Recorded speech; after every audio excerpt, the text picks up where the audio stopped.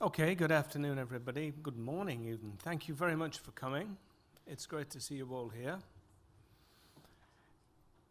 What we'd like to do here is to present sort of the current situation of where we are, where we really are, and look at the impact on that, looking through the lens of heritage.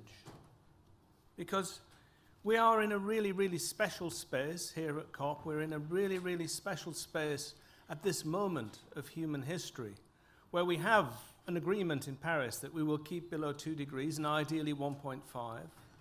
But we're also in a position where we have commitments that have been made already. And the expert analysts like Climate Action Tracker, they'll add up what all of those different actions from different countries and groups will deliver.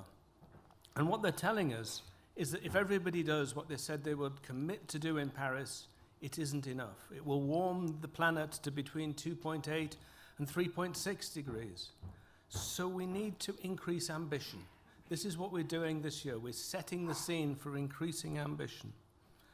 Now, the technologies that we need are all ready for the market. The prices have fallen drastically in renewables, astoundingly in photovoltaics. But the market isn't ready for renewables. Yet in 2017, we've seen some extreme weather events in many places around the world that have really woken people up to the urgency of this situation. And people are expecting leadership. But I think what we have to accept is we will probably need a new kind of leadership. A new kind of leadership where ideas, information, and ambition comes from many different sectors of society to put pressure on those at the top to make the right decisions. But in doing that, in finding that new leadership, we can find a great deal from our rich heritage from all of the different countries around the world, from all of the different traditions that we can draw upon, and how things have been changed to create an extreme energy normality in the world. We can draw upon this for change, but what we'd like to do is to open with a short film, because I'm based in Machynlleth in mid-Wales, and I know Sarah Penryn-Jones very well from Aberystwyth, and she's a very innovative and from-the-heart filmmaker that brings together some of the voices on climate. So it's only 5 minutes, but it's a very powerful scene setter. If we can have the film now, please.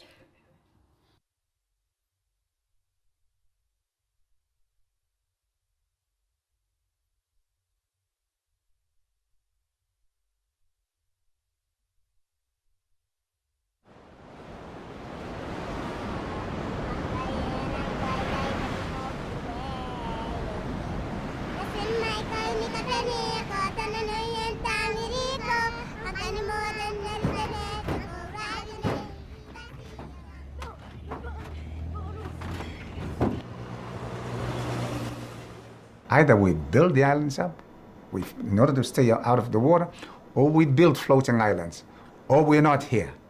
In other words, migrate. And so it's a combination of all of these things that we have adopted as our strategy.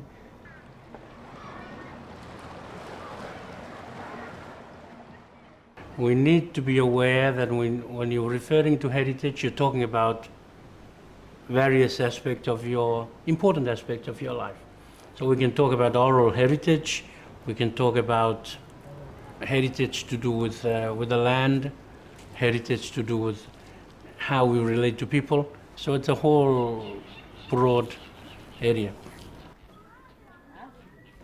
The land in Kiribati is not merely a piece of real estate that you can put on the market and sell, because it's connected with your ancestry and your history as a particular clan.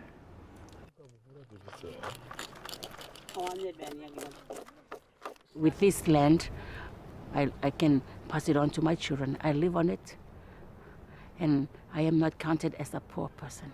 It gives me dignity. Our heritage is connected to our land, our culture, our language, everything that is Kiribati, our environment. That's our heritage that we are supposed to look after it, to pass on to our children and grandchildren. With the impact of climate change, one of them is we may be relocated. That is the biggest disaster, I think, for Kiribati people. I wouldn't know how to tell my children where I come from, especially my grandchildren, if Kiribati is not here. Land in Kiribati is low. Land in Kiribati is very narrow in a lot of instances. And so when you talk about the challenges of climate change,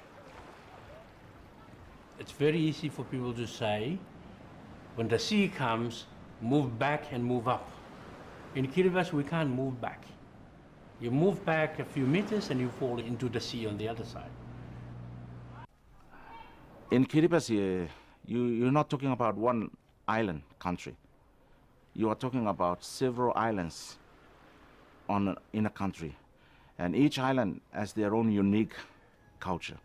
We talk about more than 20 different cultural heritage in Kiribati. I put a question to a lot of the people in the outer island, said, do you want to migrate? Do you want to move to another country? And most of the people said, no, we don't want to. I said, how can we fish? We know our ocean well. We know our coconut trees well. We live by those things. But how can we go and fish in unfamiliar shores, seas? Like, I don't think we will be able to survive there. The land is very important to people in Kiribati because we've got so little of it. Land is also very important not only for the living, but also for the dead. And the line between the dead and the living in Kiribati culture is very fine. We move easily between the two. Dead ancestors are as important as the living people, and we pay first respect to them. Well, it's a burden to think about it. Like, how can you live a land that, all your families are buried, Maybe we have to dig everything, all our families up and put them together and we go with them. Maybe that's one way, but it is hard for us.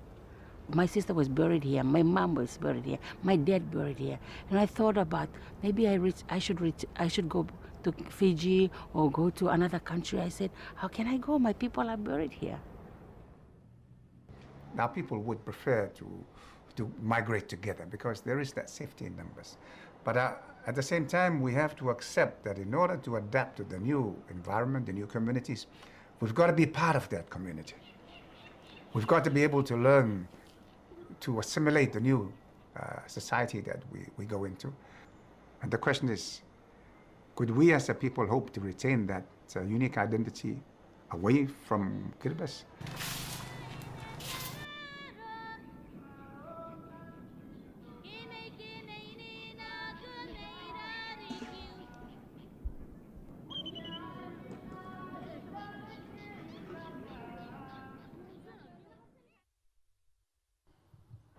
So now we have a very interesting selection of presenters who will bring to life some of the ideas that we need to do to respond to this and how we can scale them up. And if I can first introduce Oliver Maurice, who will talk about challenges and solutions to heritage management in the face of climate change. Thank you, Paul. Well, good morning, ladies and gentlemen, and it's a great pleasure to be here today, and I'm very grateful to Jen and my other colleagues sitting around this platform for putting together this side event. My talk is, as it says, Challenges and Solutions to Heritage Management, and I put that film on to start with because I think it exemplifies a lot of the challenges that are being faced, particularly in the developing world. I'd like to tell you a little bit, first of all, about the International National Trust Organization, INTO. I worked for the National Trust for 32 years in the UK, in England, and for a number of years, the trusts around the world have been coming together for the International Conference of National Trusts, and in 2007, it was agreed that this umbrella body, INTO as we call it, should be founded to help trusts around the world, particularly those who are just starting out on the road, to capacity build and share best practice with those that have been in existence for some time. and you see there what our aims are. One of the challenges that the trusts face is that heritage and culture have taken a very low profile in the climate change debates. It's very difficult to find a single side event that actually mentions the word heritage in it, or indeed culture. And the Trust has been active, the International Trust has been active now. This is the 7th COP that I've attended, largely to advocate for more attention to be paid to the potential losses caused by climate change. At its biennial conference at its biennial conferences, which take place every other year, of course, it has produced declarations urging governments to take a responsible attitude to climate change and its impact on heritage through mitigation strategies that reduce climate change and adaptation strategies that, which cope with its unavoidable losses. You've seen on the last film what they mean by heritage, but I would like just to expand on that a bit, because heritage also, we talk about historic buildings as part of the tangible heritage, and landscapes and monuments and so on. And we also talk about the intangible heritage, which is some of the things that you've just witnessed in that film. We felt that we couldn't stand by and witness the impact of climate change on the heritage and the destruction. We feel that the destruction of a culture is a fundamental breach of the principle of intergenerational equity, in that a culture destroyed or diminished within the time of the current generation will deprive future generations of their right to their cultural inheritance. And that is a principle that has been confirmed in many UNESCO conventions. So the challenges are manifold, but I'd like you particularly to take the note of the last one on that slide. And in the film we've just seen, the intangible importance of cultural relationships, such as a sense of place of a people, is critical to their social identity, their diversity, and their sustainability. The cultural connectivity between a living people and their historical roots engenders pride of place and a spirit to defend it at all costs. Climate change is the current generation's most fearsome threat, most likely to undermine all people's cultures, thus destroying the integrity and continuity of those cultures as we know them. We argue that if the global community acts too slowly in response to climate change or acts insufficiently, the cultural legacy for those that follow the current generation will be irreparably diminished.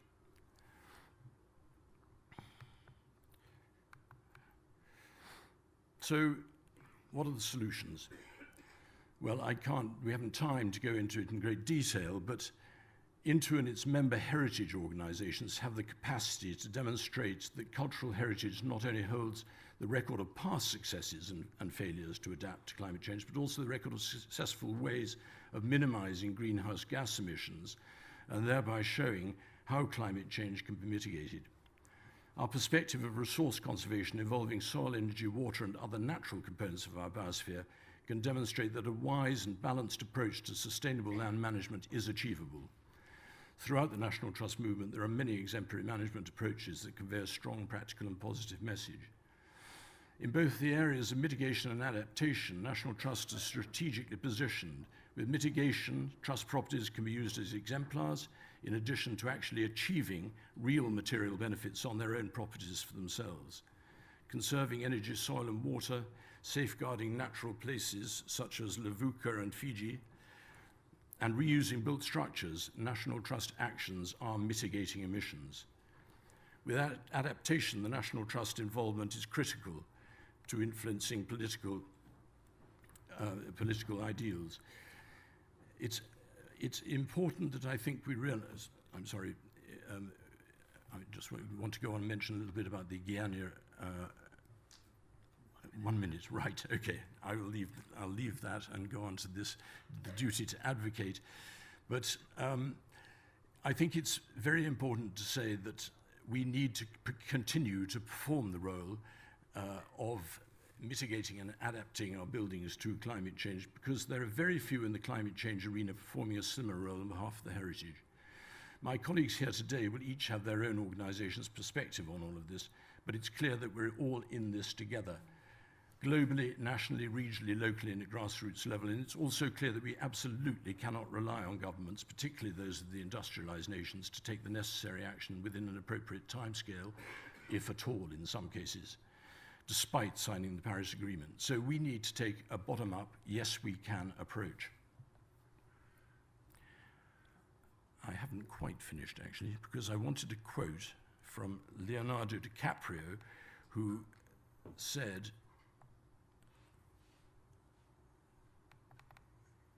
climate change, this is on receiving his Oscar for the Best Actor in 2016, climate change is real, it is happening right now, it is the most urgent threat facing our entire species. We need to work collectively together and stop procrastinating.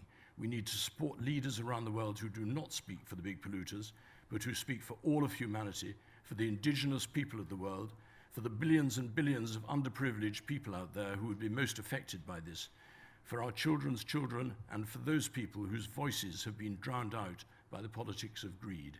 Thank you. Okay. Thank you very much. Now I'm here from the Centre for Alternative Technology, and I'm here to speak about leadership, because what we're looking for is leadership from the highly polluting, long industrialized world too. We have to find ways of catalyzing leadership from within that society. So new leadership is needed, and any leader's ability to create begins with a shift in mindset. We need to understand where we are. Understanding where we are, visualizing where we need to be, and then showing how we make it happen is critical to leadership, coming out from civil society to compel governments to change. So first of all, let's understand where we are in long industrialized countries. We've slipped into a system where we deliberately design things to break. Planned obsolescence is good for the business model. It makes lots of money, but it creates huge amounts of impact. We've axed lots of our rail networks between 1963 and 85, huge amounts, because we wanted to encourage people to buy cars. We've built thousands, millions of houses that are uninsulated miles from anywhere. We need to recognize this infrastructure needs to change.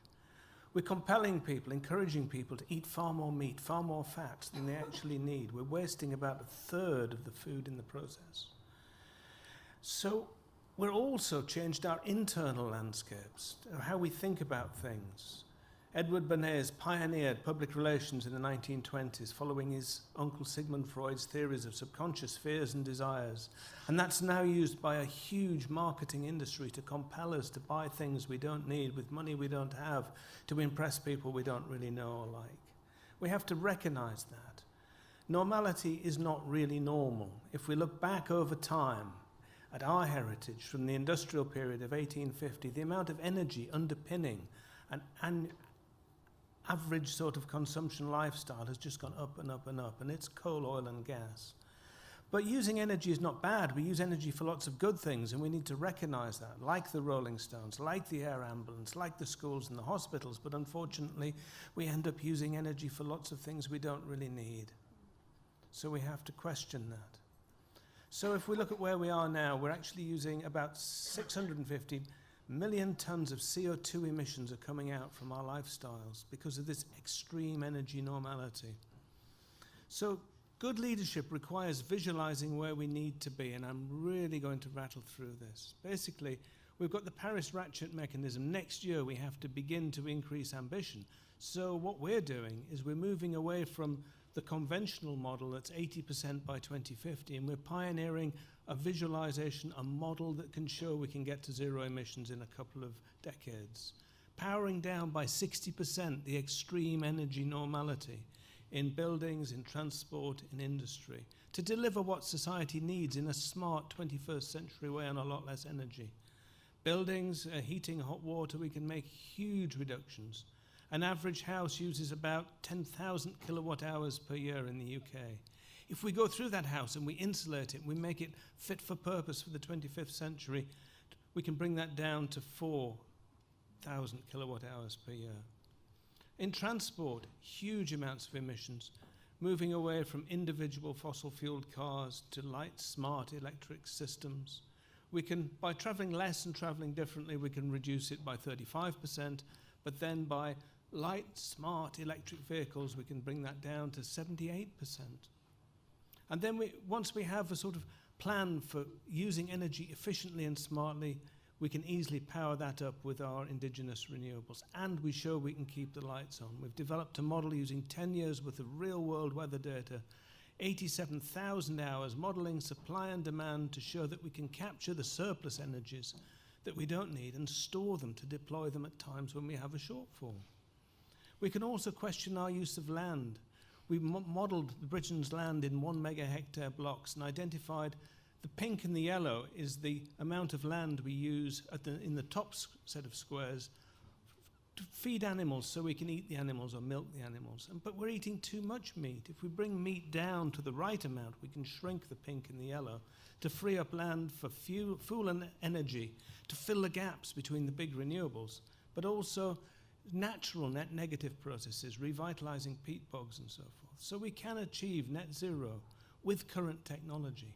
We're not waiting for any new technology to be developed. We have all we need now. But we didn't just look at Britain, because in doing our model, we met all sorts of researchers from around the world, and we produced a report which you can download called Who's Getting Ready for Zero, which has 100 scenarios from different countries around the world, from Australia, Bhutan, Chile, Costa Rica, from the groups there that are modeling how we can rapidly decarbonize those countries. But finally, good leadership requires showing how we make it happen. So the last report we did wasn't really looking at how many wind turbines or solar panels we need. It was looking at recognition that it isn't a technological challenge. There's some big technological tasks, but the challenge is really overcoming economic, cultural, psychological barriers. And the forces that shape our lives exist on many different levels, so we have to look at many different disciplines. But the new Making It Happen report is a toolkit, joining up research on the ground and real-life examples across disciplines, borders, sectors, and scales to try and enable people.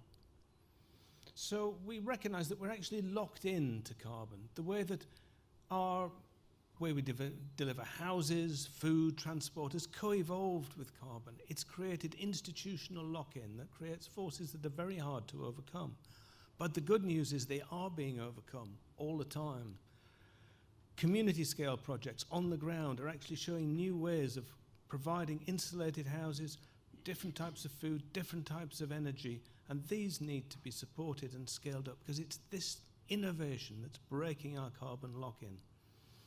So our Making It Happen report tells us real-life projects, stories of the people behind them, how they did them, how they overcame the barriers, but it also highlights the systemic barriers we need to overcome so we can scale up and make this, the little dappled rays of the sustainable future that we see today, make them the new normal. So it's a toolkit to inform and inspire leadership at all levels of society. And we're working with groups across the UK, in Cambridge, in Yorkshire, in Liverpool, so they can fly the zero carbon flag in their area, which gives social license to the policymakers to make more powerful decisions, more ambitious decisions, because they can see the communities are actually leaders. But there are many solutions, but the one overarching conclusion is we must do this together. We must form coalition in societies, in long industrialized countries like Britain, where the co-benefits of switching to lower fossil fuel transport actually has impacts in the healthcare, lower lung-related diseases, so healthcare costs, or better diet reduces healthcare, or more connection with nature opens up for better well-being and happiness. So by building a coalition around the co-benefits, we can begin to institute change. It was a very quick run-through. I've brought some very small, very light to take away flyers, which takes you to the place where you can download 3 different reports. Rethinking the Future is the technical report for Britain, how we get to zero. Who's Getting Ready for Zero is the international overview with 100 different scenarios. And Making It Happen is the report that looks at how we can overcome the barriers. Thank you very much.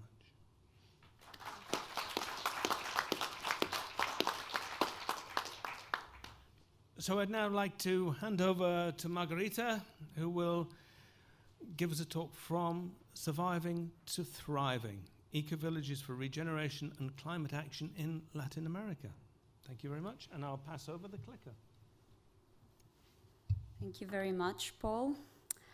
And well, thank you for sharing that video. I also come from an island in Colombia, Caribbean, where we are facing lots of the challenges and threats that you have been sharing.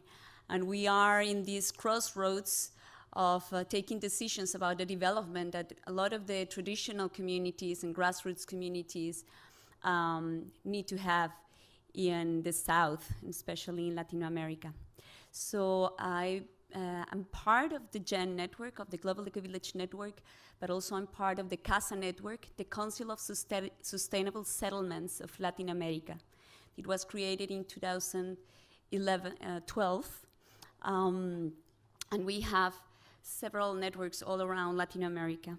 I'm going to just share with you a couple of stories in this time that we have. We just have our recent gathering in Brazil, and in fact it was called the Call to the Resilience, the Planetary Resilience. It was in a beautiful region of Brazil, the Chapada, close to Brasilia, and we have close to 500 people coming from all around. We have a good delegation, international delegation, and we share from 6 days tools that the communities, the grassroots processes have been learning, overcoming all the threats that we just hear from our friends here. And just in that moment, our last day during the gathering, we need to evacuate because of a big, big fire in this dry region, and it has been one of the driest seasons of the recent days. So we really need to put in practice our resilience as a group. And we left, we were evacuated. Next day is supposed to be controlled, but the day is coming, a big park that it was just on the side of the eco-village where we were was burned. 20% of the park, national park, was burned. I think it was 600,000 hectares in total of this nature reserve. So it's real, no? We're living it, and we have that experience in the pictures. Some of the people from the Ecovillage were volunteers. At the end, they have like 200 volunteers putting down the fire. And yeah, so it was really resilience in practice. In our network, since several years, we create CASA in 2012, but we have been working as a network for a long, long time in different processes all around Latin America. And we come from different backgrounds, traditional communities, intentional communities of people coming from the city, looking for a different way of connecting to each other and connected with nature. So we have been generating processes to recover the land, to heal our relationships and heal the relationship that we have with the earth, but also having new economic alternatives, how you can make a living of this that is coherent. And one of the things that we have discovered is that education, being linked with all of the other processes of human development, is a key issue. So a lot of the eco-villages and our eco-village members have developed training centers, have developed courses, eco-village development or design courses, and we are redoing education, as you can see in the picture, combining classrooms with other setups that really make an impact in our learning and sharing. A big part also of the Latin American network is really recovering traditions. As you were saying, the importance of that wisdom that our grassroots communities and traditional communities had. And in a lot of places from Chile to Mexico, this recognition of other elements, recognition of ceremonies, recognition of the elders that we have. We have communities of thousands of years. This is a picture of how we do a ceremony that is called a payment, that is guided by communities from Sierra Nevada de Santa Marta, Cogis, Aruacos, that are teaching us how we reconnect with nature, how we reconnect with each other and learn from that.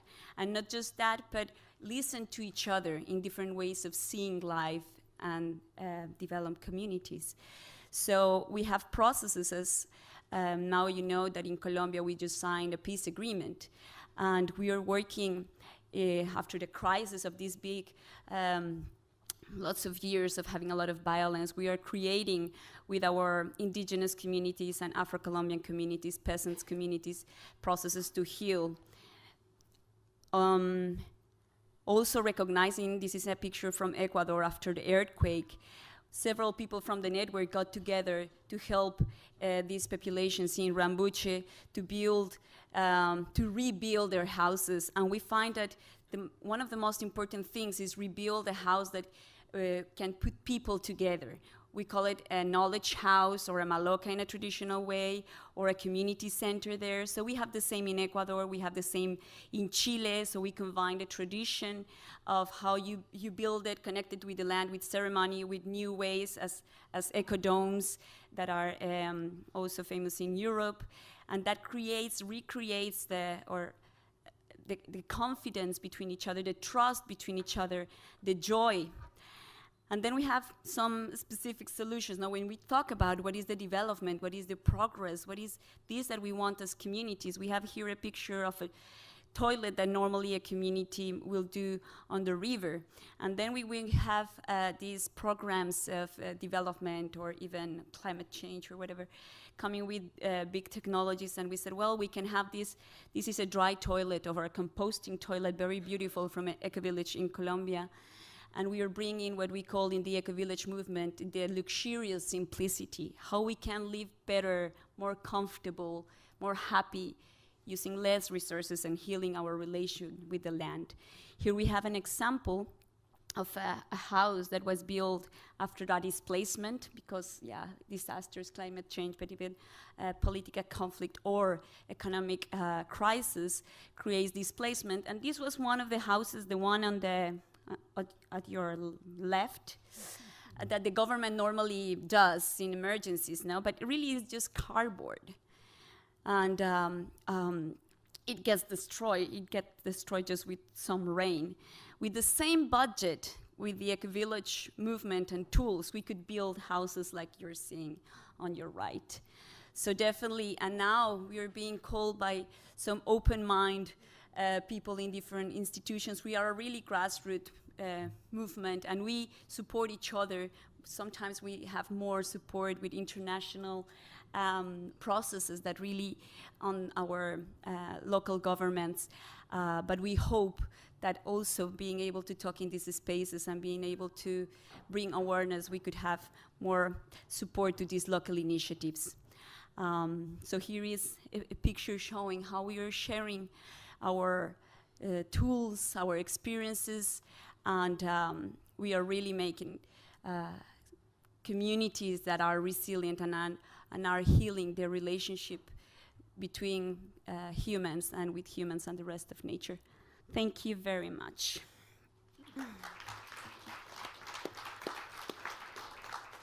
So in response to the call from the planet, we have communities in long industrialized countries like Britain that are pioneering new leadership ways of developing new relationships. We have communities in the majority world that are pioneering new ways forward. But the scale and speed of what the Paris Agreement demands requires that these community-led initiatives are brought up to scale and speeded up and cross-fertilized and co-supported. And the Global Ecovillage Network does a lot of good work around there. So I'll hand over now to Kosha. Hello, it's a joy to be here with you, and also I must say a joy to speak after my colleagues and to see how we're truly working together across organizations, following the same values, which are, I believe, inner values of the human heart, quite natural values.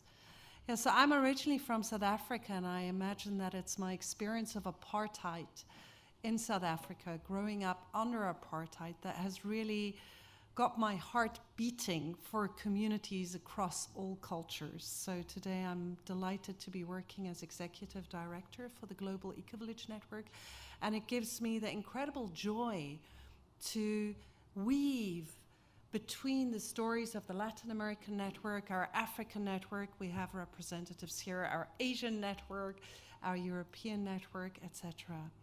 And yeah, I just want to share a little bit with you about where we're going towards.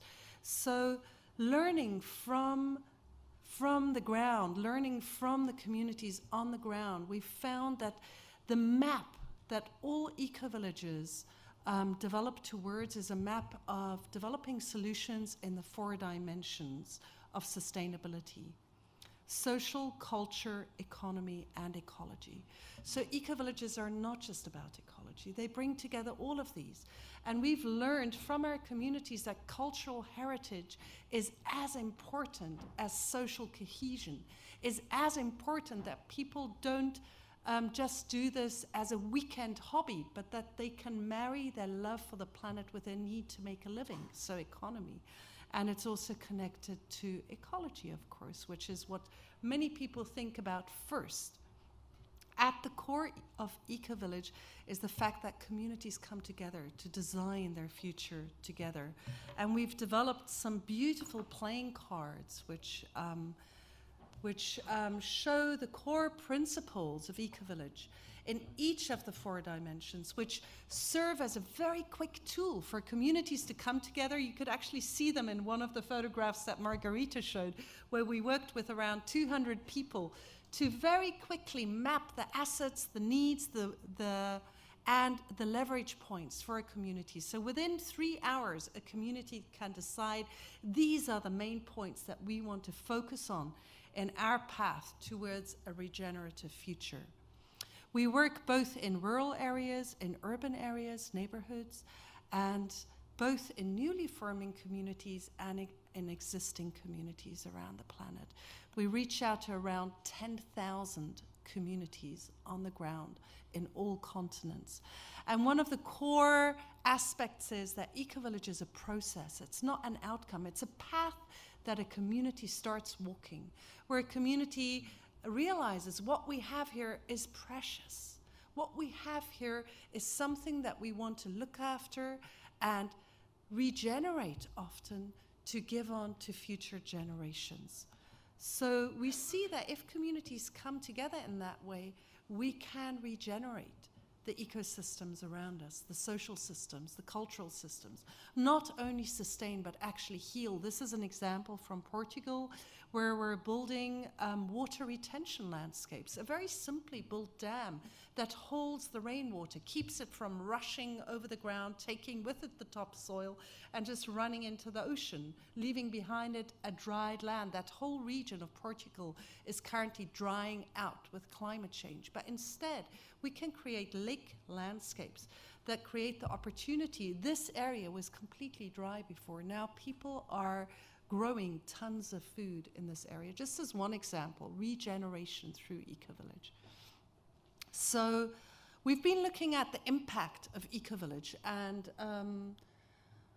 Paul was speaking about bringing down our carbon footprint to 50%, and we've measured in many of the ecovillages in the Northern Hemisphere, in Germany, in Denmark, that our ecovillages bring down the carbon footprint to 30% of the national average. So really strong links, and with that, this is a new research project that has just come up with this very interesting piece of information, that if only 5% of the EU were to engage in effective community-led climate change adaptation initiatives, carbon saving would be sufficient for 85% of emission reduction targets in the EU to be met. That's an amazing number, and it just shows how powerful community is.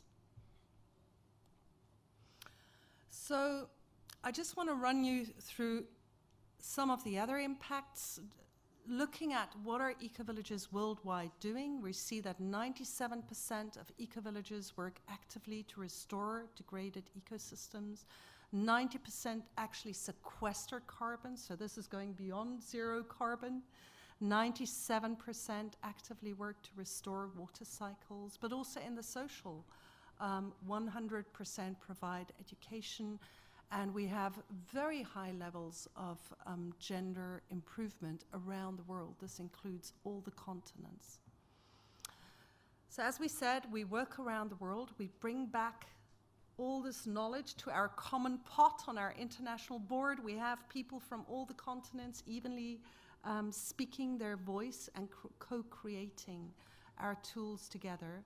And this also brings us healing again. If we speak about peace and prosperity on a global level, of really speaking as North and South, bringing our best learning together, understanding how we can recreate low-impact lifestyles in the North while really celebrating the low-impact lifestyles in the South. So coming from all of this, we're scaling up currently, and we've been developing Ecovillage programs to implement ecovillages more large scale in different countries around the world. And we're currently speaking to governments here at COP23.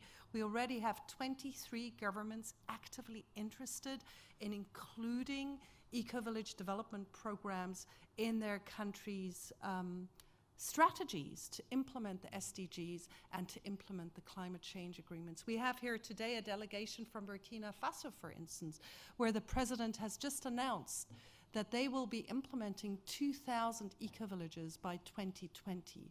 And we are working together on finding the best ways to make that possible for Burkina Faso. So we've got the Ecovillage Development Program, spreading ecovillages across a country. Anybody who's interested in more information about this, we have brochures on the table which we will send to you electronically very soon after this event, if you just put your email down on the list that we have on the table. So if you want more information, or come up to us afterwards. We also have the Emergencies Program. So as Margarita was saying, rebuilding after disaster, there's no reason to rebuild in unsustainable ways. We can rebuild in ways that actually rebuild community, help communities integrate the trauma that comes with destruction and displacement, and at the same time sequester carbon in the process. We've also got the Greening Schools program, which works with schools at the entrance point. Again, our schools could become living examples of what the future we want to see. So we're currently working across schools, especially in Southern Africa, to bring back living, nurturing environments to schools so that kids learn the technologies they need for their future.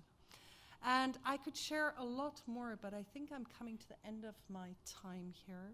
So this is just a very quick run through the different parts of the Ecovillage development process, which we can share more if you want to come. We have an educational program which supports these processes. We have the Gen consultancy that can support you. And these programs, we're not just setting them up on national scale, but also on more local scale, working with local authorities in different areas. So come speak to us after this event, and do stay connected. We'd love to work together. Thank you so much for your attention.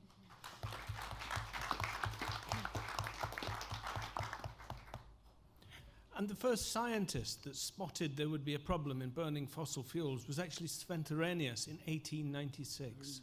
We've known of this for quite a long time, but really from the 1970s, lots of communities across Europe began to develop new relationships with technology and making technology work within planetary limits. And one of the important ways of scaling up is to begin to share this experience around the world, to transfer best practice in renewable energy.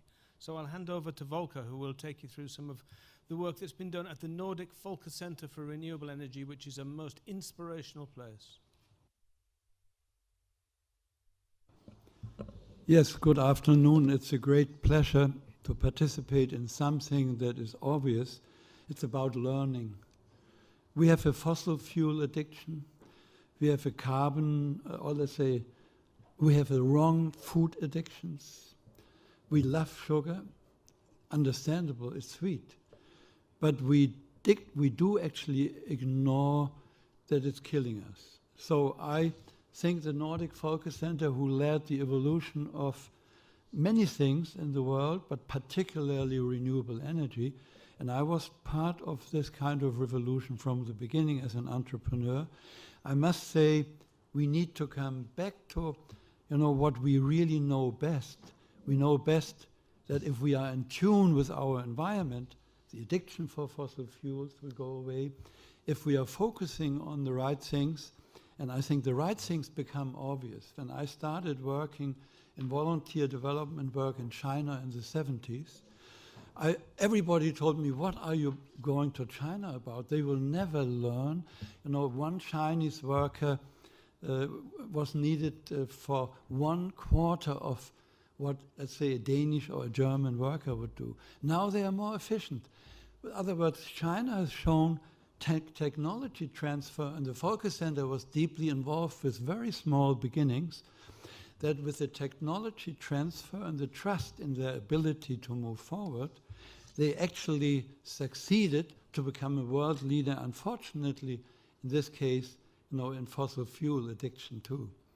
So in a way, I just honor the pioneer work, but honoring is not enough. I think the passion which has driven this, and originally it was based on educating the farmers who were owned by royalty, and they became free, and out of this movement, actually the first renewable energy evolved. So I think we need to do better. We need to understand that the global economy right now is based on an addiction called greed and fear. We are driven by the greed of a growing market, of everything has to grow. And even governments will say, if we have no growth, we are losing. It's not about growing, it's about being prosperous. I think peace and prosperity should go together and not greed and fear. And if we focus on this, and I, as an entrepreneur, was very lucky to be very successful, and I have raised 6 children. I told them I can leave a big fortune to you. I can also make a small foundation for education and learning if you are in agreement. And they wholeheartedly said, yes, we want to support you. And I think 100% renewable energy just means clean, organic, healthy energy. But we are still eating junk food. We are addicted to the worst slavery of all times, consumption. Consuming things we don't really need.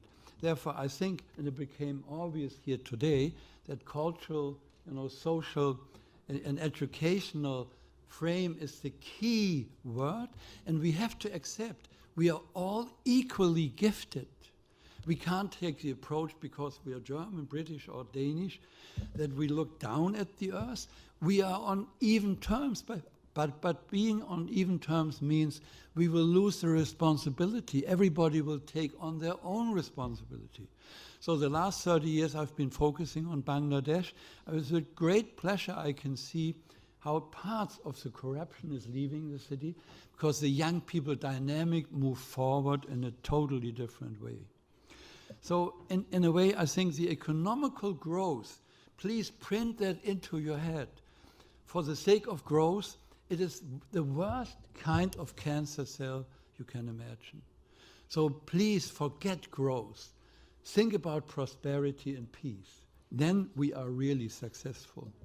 And therefore, it is so ironic. We are living in societies where we worship something so artificial, not really made by creation, but man-made to manipulate and control others.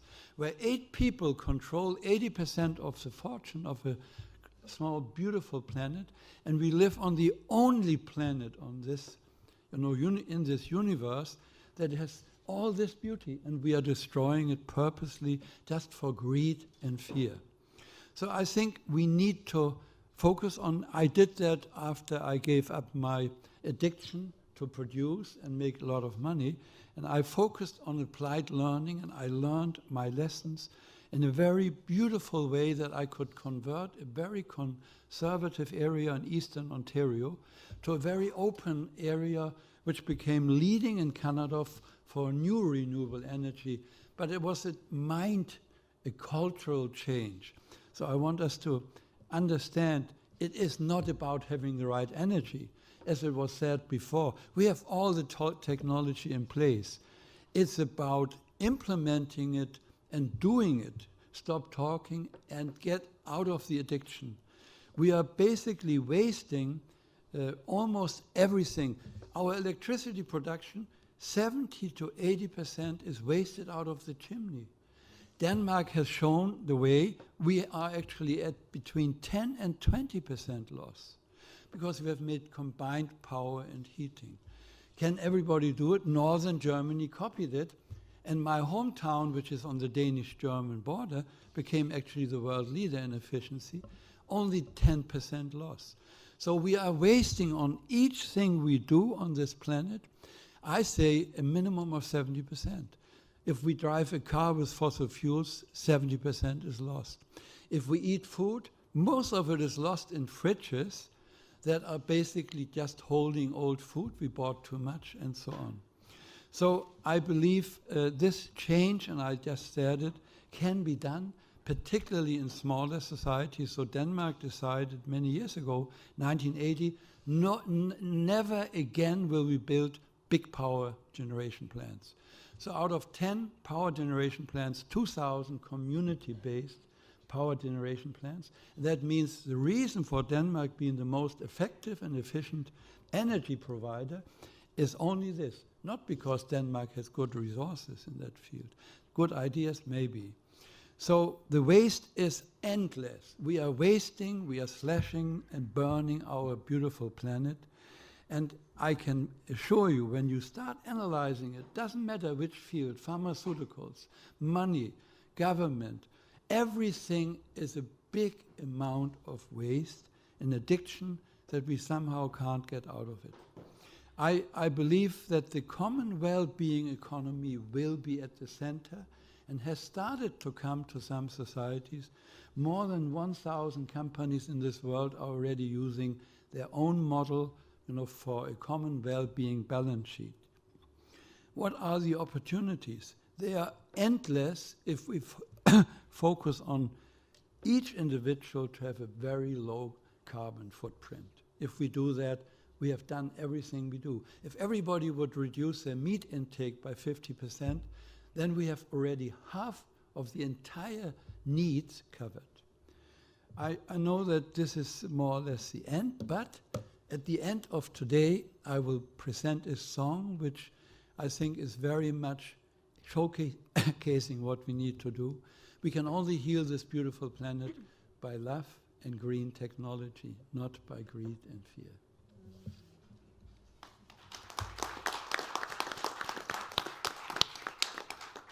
And at the core of the transition, of the leadership that we're talking about, is community. And community power is very important. The communities take power to change the relationship that they have with all of the things that they need. But also, community take power to create their own energy and 100% renewable energy. So I'd like to introduce Leire, who will talk a little bit about. Thank you very much, Paul, and thank you to the nice audience that we have here today. I'm very pleased to be among these very inspiring speakers as well. And as Paul said, my presentation of today, it's about community power and the keys for 100% renewable and sustainable communities. And this is because, as it has been said today before, there are no longer economic or technological barriers for the transformation of our energy systems into 100% renewable. And this is great. We have the technology available and it is affordable so that we can take care of our climate and our environment. And at the same time, these technologies, because of their decentralized nature, they bring us the opportunity not only to transform the energy systems, but also to transform the prevailing and centralized energy model that we have nowadays into a much more democratic and inclusive energy model that will allow and enable communities from all over the world to develop their sustainability and their resilience in terms of not only environment, but also economy and social aspects. So this is possible thanks to a concept of community power, a way of doing renewables which is different from what the fossil fuels and the nuclear power has been done before. And this is a way of doing renewables that is locally rooted, a way that has the purpose of the common good, the purpose of creating economic and social benefits that are equally distributed among all the members of the local communities. So in this way, we are talking about a model that will enhance energy democracy, that will bring local development, and in this way will increase the local acceptance of the new renewable energy installations that will be perceived as an improvement for the local communities. And at the end, it will also create, or it will also make it possible to have affordable energy prices for everyone. So just to bring an example that can illustrate what I'm saying, I wanted to talk about Videsane. This is a very small village in the western part of Denmark with about 3,000 inhabitants. And it is a rural area where, as in many other parts of the world, the economy is weakest than in the urban areas, and where there is a big problem of depopulation. Well, here in this town, the harbor is the main economic activity. And they decided to renew it so that it could still be competitive and they would not lose the customers, so that the economy of the area could be sustainable and people didn't have to move out.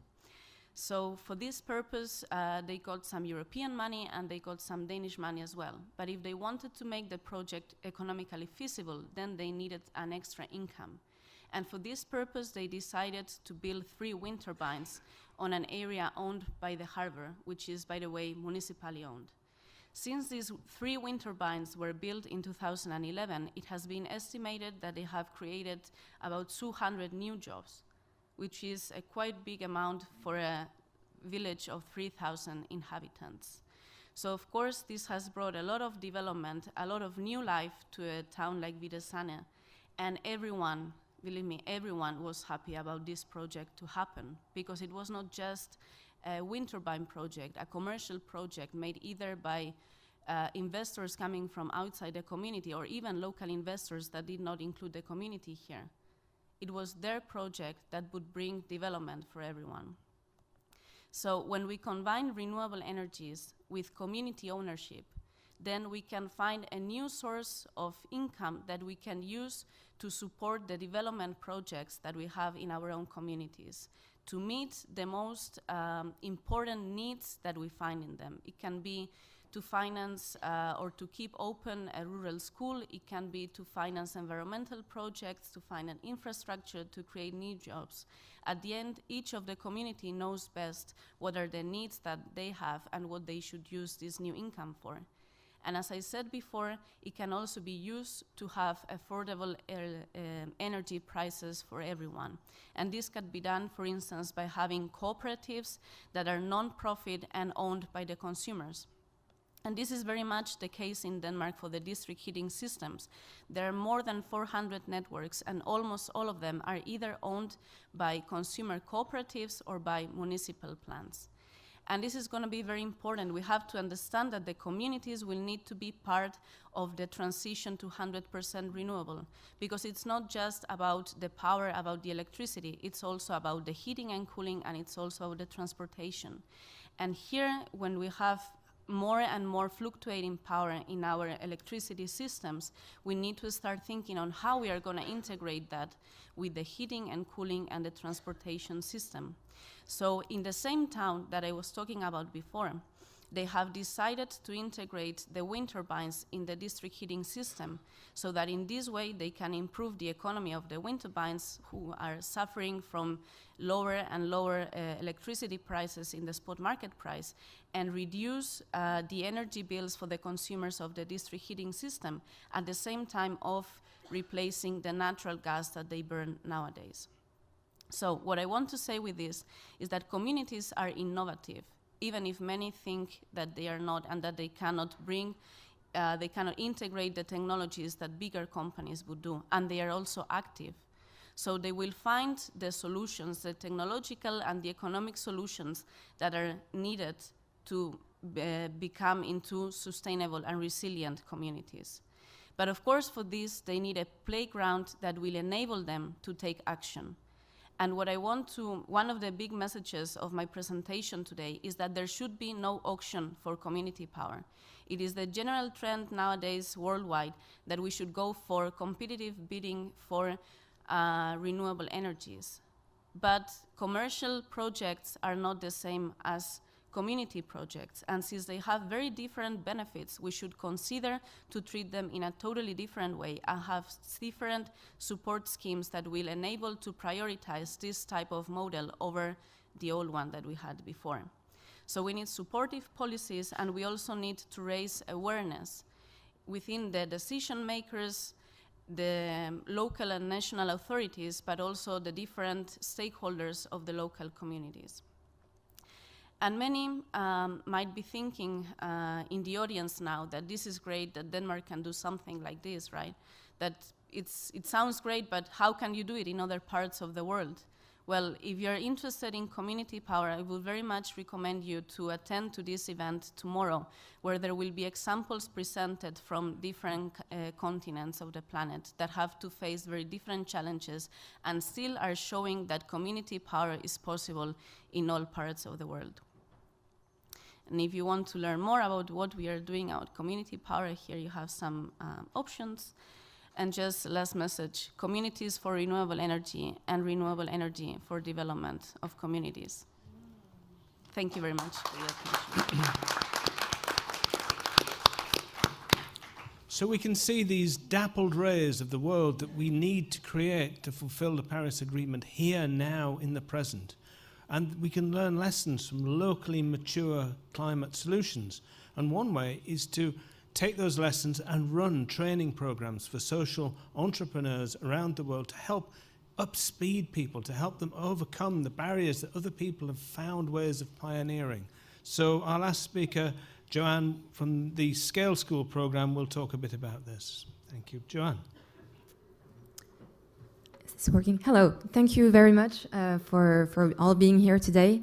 I must say that all the very inspiring projects that you just presented are the reasons why, after 6 or 7 years working in a corporation, I found out that there wasn't much sense or meaning in my life, and that I needed to do something with meaning and dedicate myself to such actions. And realizing that there are already so many wonderful actions and solutions all around the world, why would I reinvent one? Could I eventually find ways of enhancing the links between them, and why not replicating those that have the possibility to be replicated and adapted locally?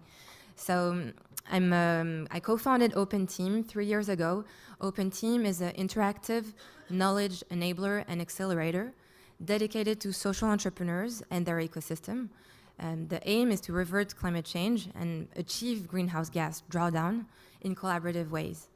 We first developed a platform, a collaborative digital platform that connects, enables, and accelerates climate solutions. And today we reference about a bit more now than 1,000 solutions in 90 countries. That was our first action. What we're now building is a set of programs that will enable to leverage all of these solutions that are on the platform. So this is what I want to present to you very briefly today. It's what we call the Scale School program. So the idea of the Scale Schools program is to bring a systemic approach to be able to deliver impact at a very wide scale. Just getting back to the problem, I think we're familiar with it now. What we're targeting is really the drawdown, not just reducing emissions, but really how can we do this, revert the curve so that we can draw down a maximum of greenhouse gases. That's the situation. And then we see, and we've had these wonderful illustrations today, that there's individuals all around the world that are conscious of the challenge and that are taking more and more actions, grassroots, community, and also social entrepreneurship initiatives to tackle the local effects of climate change. what we believe in, and it's been said today, so I'm just repeating and reinforcing the fact that we can't act alone. It's impossible to address the issue alone. We must work together in a systemic way, and I like to take the example of the anthill because everything is organized in a way that it just perfectly works and solves the issues that they have. So how can we bring, and this is really the message and the mission of the program, how can we bring coherence and structure to all of these current individual efforts that we see all around the world? Because on one side, we've got really successful and mature solutions, and what I mean by that is that they've proven the contribution to greenhouse gas drawdown, they've proven the social, the cultural, the human benefits that are absolutely paramount. But very importantly, some of them have been able to build a business model that's viable, and this is a very important point because with the public fundings that are going down, that are less and less, that are more and more reduced, we need to find ways of being autonomous.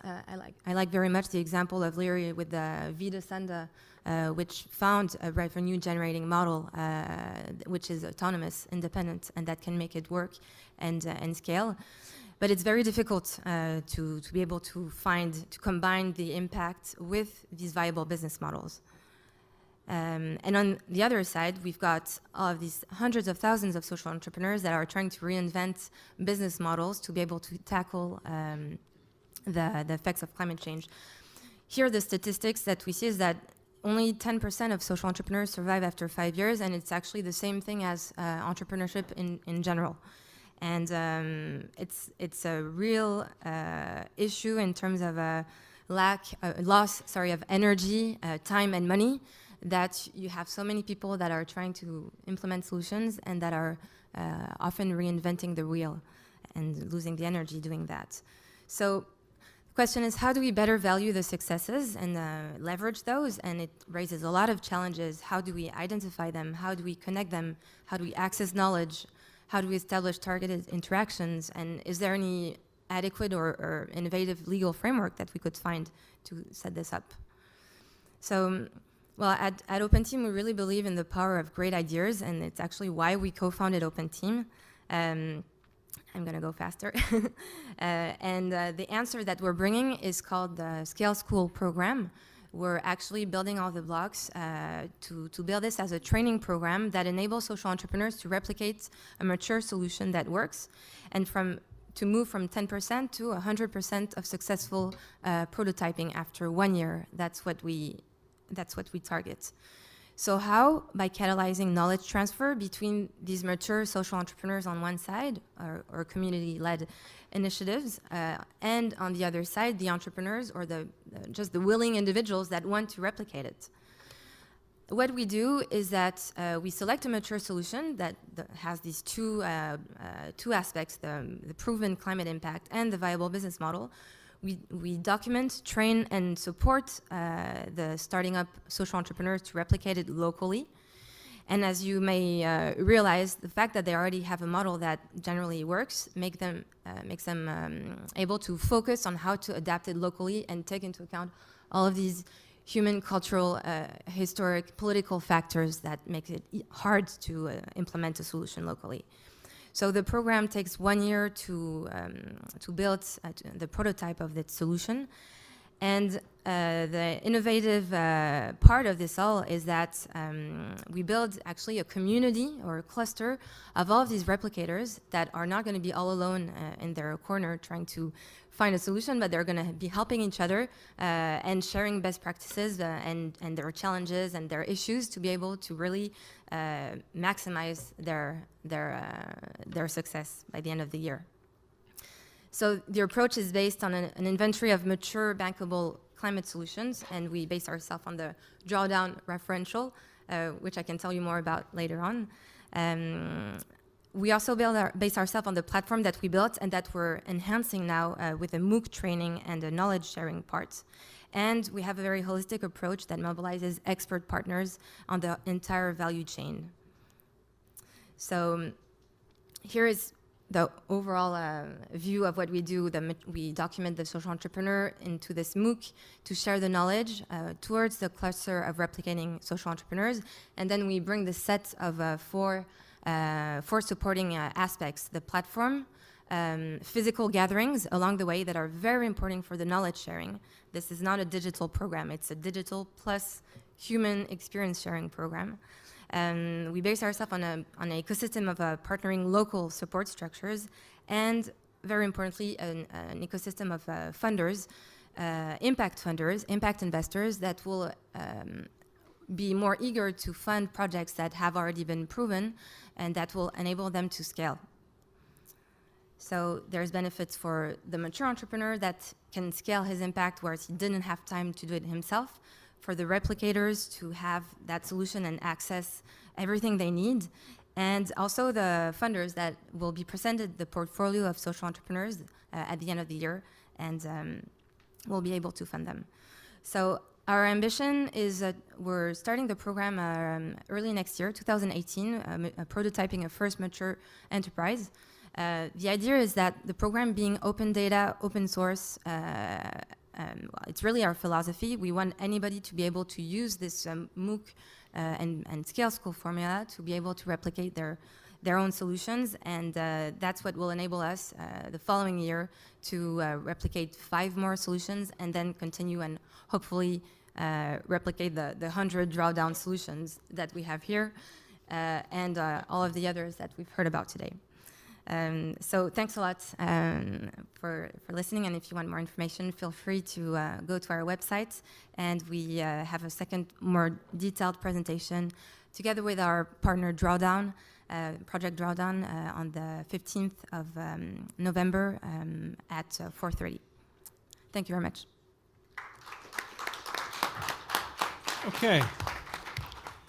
Thank you very much. Now we have a time where it is open to you to ask us questions. We have somebody with the microphone at the back.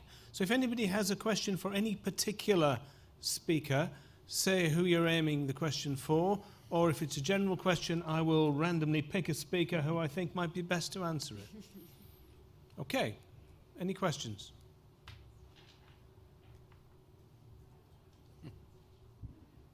Do we have a microphone for the speaker? Yeah.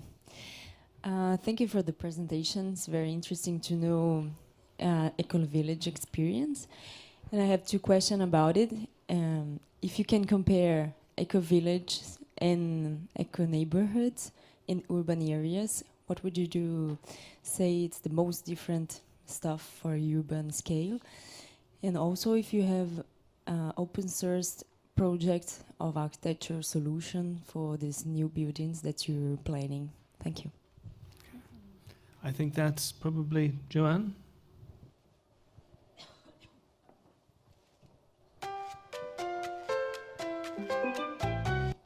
Ooh, look at that. Yeah, so that's how we do it. But yeah, I think the difference between eco-village and eco-neighborhood is not particular in the way that we would use the same processes of bringing people together, using the playing cards, inspiring more a sense of community, and also bringing people together by doing. And by inspiration with examples, solution examples, so very similar to OpenTeam from all around the world, which is, I think, one of the main differences is to bring in the message that this transformation is possible. Because very often people don't have that in the world around them, those examples. So bringing in the examples, the inspiration, is the core ingredient. And then of course, as part of an urban city or part of a rural area, I think the other biggest difference that makes a very big difference is whether there's top-down support, legal support, policy support for the bottom-down, for the bottom-up action. So whether we can find those supportive frameworks. What we do see is that living closely to nature, and I think this is part of coming back home to the planet, so bringing nature back into the human environments, seeking out nature in human environments, and in rural areas really having access to nature, that's truly a difference that we have. And I think one of the beautiful things that was touched on here today is that these organizations are working together. And that's where we really unleash the power of what we're doing. So with that, I'll pass on to Joanne. I don't have much to add, actually. But indeed, for me, it's not so much what's the difference between the two, but how they complement each other. And I believe they're all necessary. So, yeah.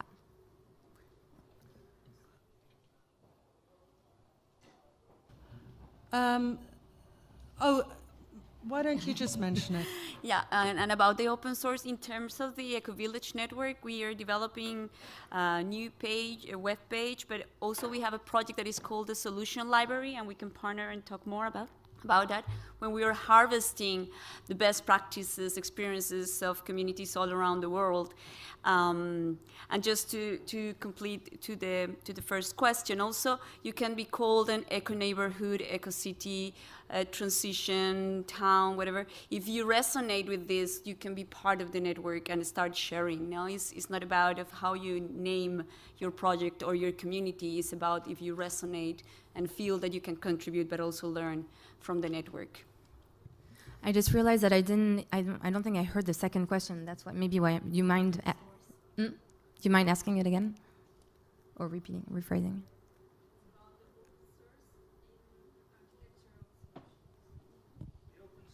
Mm-hmm. Open source in architecture of solutions. Whether it exists or whether it's a solution, you mean? Yeah, it actually exists, and it's because it's one of the easiest things that you can actually replicate these very manual things. So, well, I'm based in France, and there's a local platform that does that for how to replicate very physical architectural aspects, and it's really that mindset that we want to be able to replicate for the climate. Okay, thank you very much. I think we want to hear a few different questions as well. Is there another question? Okay. Okay, thank you. I have a question for school program. I don't know, in the ground, how you can assist a country to promote school program in the ground. In fact, the way that we see the program is that OpenTeam is not going to be everywhere doing everything. It's impossible, and as we said, we need to work together. So one of the points that I showed was that we want to base ourselves on an ecosystem of local support networks that we're going to tell about the program, and that will be like local antennas to be able to support any social entrepreneur that wants to come and replicate a solution. So we're thinking of working with the partners, and why not like the Gen that has a very large network of places all around the world where you can actually go there as a resource center and get to learn what are the solutions and then replicate them. So it's basically using what's existing and mobilizing them in this movement to accelerate climate solutions. Yes, next question. Thank you. I'm Rob Wheeler. I'm with the Global Ecovillage Network. I have a couple quick questions for the different panelists, but I also wanted to say that on Saturday morning and through the afternoon, we have events that are at a ecumenical church about 10 minutes walk from here, or public access from here. And there's flyers on the table on that, and that will focus specifically on community-led development for regenerative types of approaches to development. And we also have a call for action, which is on the table there, that you can pick up the flyer and read, that we'll be signing on Saturday on a banner. So people are welcome to join and make a commitment to regenerative communities. For Maurice, Maurice, I'm interested in how national trusts form and how they're financed, and how you have an impact at a national or a local level with governments. For the Open Teams, I'd love to hear a little bit about the scale camps that you did at COP22 in Marrakesh last year. And with the Nordic Folkecenter, I would love to hear a little bit about the work that you do with training people that have come and learning about renewable technologies. How long have we got is the first question to ask. 30 seconds, my God. Come and see me afterwards in that case. But no, the National Trust itself in the UK was founded in 1895. And originally it was founded it was founded to protect land rather than historic buildings, which it became known for. 2 minutes? All right. Which became known for in the 1930s. But in 1895, it was more about protecting land from development. And actually, Octavia Hill, one of the founders, who was a social reformer, she said that she wanted to acquire land on the fringes of cities as open-air sitting rooms for the poor. And that objective is something which the National Trust has, over the years, lost and has now come back to. And I think Kosha was saying just now, talking about connecting with nature, that is very much one of the National Trust's ideals. But if you go further than that, how is a National Trust formed and financed? The National Trust itself is an enormous organisation now. It has 5 million members in the UK and elsewhere, but it's taken 120 years to get there. When I started to work for the National Trust in 1970, it had 225,000 members, so you can see what the growth has been since then. It is vast, and it owns 360 historic houses, 770 miles of coastline of England, Wales and Northern Ireland, and 275,000 hectares of land. So it's a big organisation. The most of the funding comes from the membership fees. Well, a third of the funding comes from the membership fees. It never calls itself a rich organisation, although it has a turnover of about 591 million pounds a year.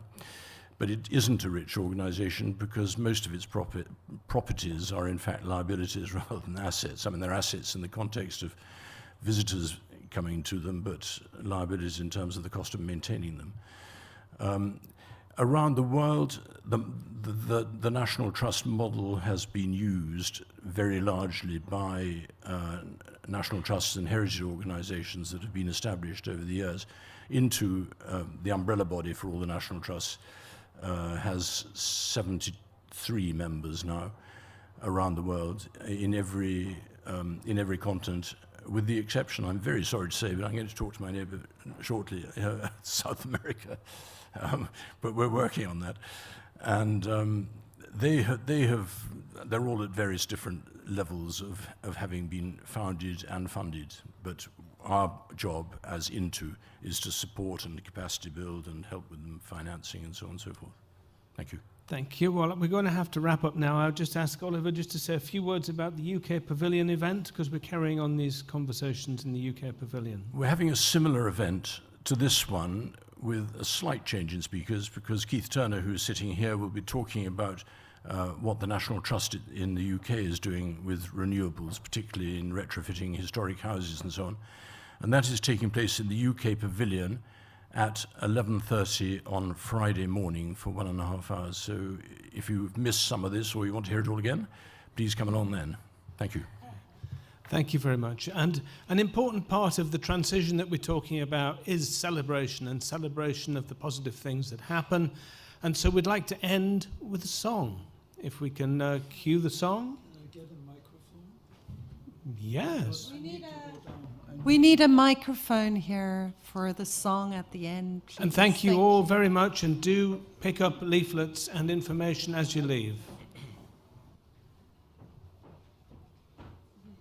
When we started to create music for this cultural change, it was at the Folkecenter, starting with a World Conference on Sustainable Agriculture.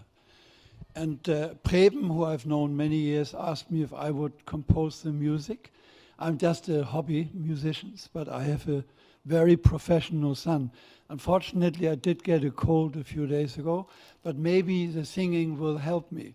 So before we part, please engage personally by standing up and participating in the folk song that I will lead on. The text is actually very nice and very simple. And how did we get there? We started out making a song, Healing the World. And I actually called it Healing the Microbes, the Land, the Trees, and the Bees. My son said, "You must be nuts. We have to heal the world, not a long story. So that was the first song. How can we do it? We can only do it by engaging actively in love and green technology, not in greed and fear. So the third song actually then is, if we do these two things, healing the world, cleaning up our act, we will be able to breathe again. So that's the third song. The fourth song is actually very simple: peace and prosperity for all. And these songs will be brought on Saturday in the church. I hope my voice will then get strong with your help. Please join me, don't be shy, participate actively before we go to the next stage in singing this beautiful song, Love and Green Technology. Please start. There's the text, the music. A little louder, please. The night is coming and the frogs are singing. I'm longing for my love so pure and smart. You are so far and yet my heart is stinging, and I am sick of pain and dirty art. You can detect I made the music in the Caribbean. I did. Clean sun and wind are music in my fantasy. Earth's gentle smile is always reaching out. When do you come? When will you really be? My love, my heart for you is beating loud. We see the sun all through again, and brilliant clean blue skies, and then we will be ready to achieve and to get rid of all the grief. We see the sun come through again, and brilliant blue skies, and then we will be ready to achieve and to get rid of all the grief.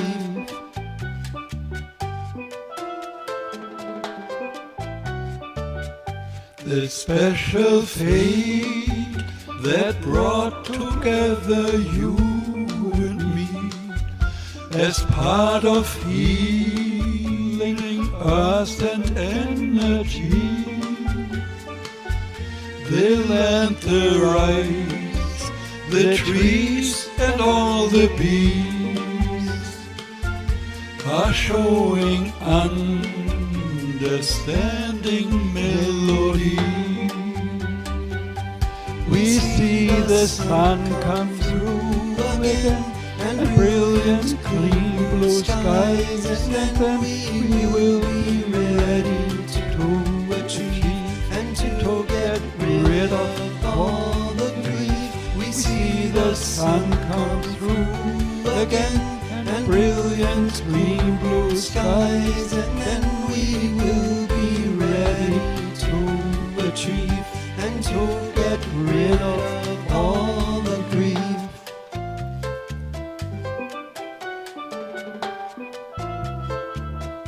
The endless journey to reach the smiling part has finally now found a greener end, and standing hand in hand at our final start, this thankful singing prayers we will send. We see the sun come through again, and brilliant clean blue skies, and then we will be ready to achieve and to get rid of all the grief.